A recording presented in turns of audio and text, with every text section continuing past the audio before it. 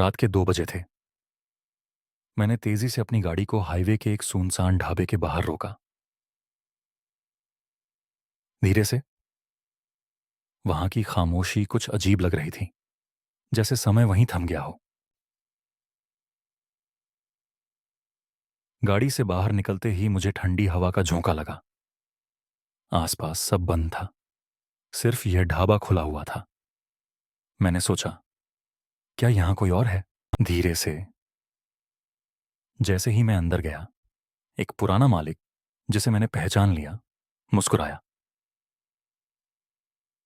धीरे से। भाई, तुम्हारा पसंदीदा आलू पराठा है ना? उसने बिना पूछे ही कहा। धीरे से। यह सुनकर मैं चौंक गया। हाँ, मैंने थोड़ी अनिच्छा से जवाब दिया, क्योंकि मैंने उसे पहले नहीं बताया था कि मुझे यह पसंद है।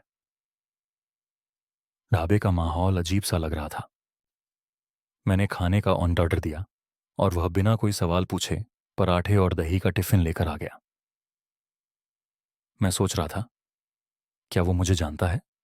खाना खाते वक्त मुझे एहसास हुआ कि मेरे चारों ओर कुछ और ग्राहक हैं, लेकिन सब चुप थे।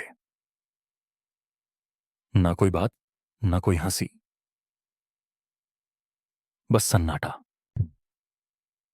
बिल चुकाने की बारी आई। मैंने पैसे निकाल कर दिया, लेकिन मालिक ने कहा, तुम्हारा बिल पहले ही चुकाया जा चुका है। यह सुनकर मेरी धड़कन तेज हो गई। पहले? कब? मैंने पूछा। उसने बस मुस्कुराकर कहा, याद करो। यह सुनकर मुझे एक पुरानी घटना याद आई, जो 1 साल पहले हुई थी। धीरे से। वो दिन याद आया जब मेरी एक दोस्त का एक्सीडेंट इस ढाबे के पास हुआ था। धीरे से। गाड़ी की टक्कर और चीखें। धीरे से। वो पल मुझे आज भी याद है। क्या इसका मतलब यह है कि मैं पहले भी यहां आया था? मैंने धीरे धीरे अपने दिमाग में खींचने की कोशिश की, लेकिन हर बार वह पल जोर से धड़कता। एक अजीब कश्मकश होने लगी। वक्त और यादें मुझसे खेल रही थी। क्या वास्तव में मैंने यहां कुछ किया था जो मैं भूल गया?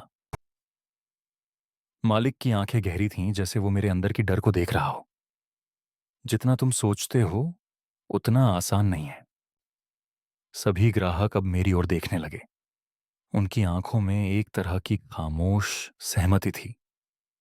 उनके चेहरे पर वही दर्द था जो मैंने 1 साल पहले देखा था। मैंने जोर से कहा, यह मजाक है ना? लेकिन किसी ने जवाब नहीं दिया। बस वही सन्नाटा, जो अब एक भयावह माहौल में बदल चुका था। तभी मैंने देखा, एक ग्राहक ने मुझे अपने फोन से देखा और फिर अचानक डायल करने लगा। मैंने पीछे मुड़कर देखा, लेकिन वहां कोई नहीं था।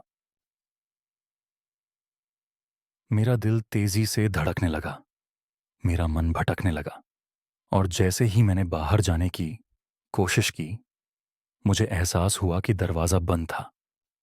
मालिक ने कहा, तुम कभी नहीं जा सकते। उसकी आवाज में एक सच्चाई थी जो मैं समझ नहीं पा रहा था। फिर मुझे याद आया, वह रात की घटना। क्या मैंने यहां पहले भी किसी को खो दिया था?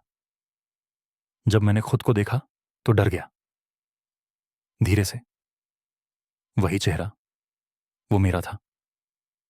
अगर आपको ये कहानी पसंद आई हो तो लाइक कर दीजिए, सब्सक्राइब कर दीजिए, और कमेंट में अपनी खुद की रियल हॉन्टेड कहानी जरूर लिखिए। मैं बेस्ट वाली कहानी वीडियो में सुनाऊंगा।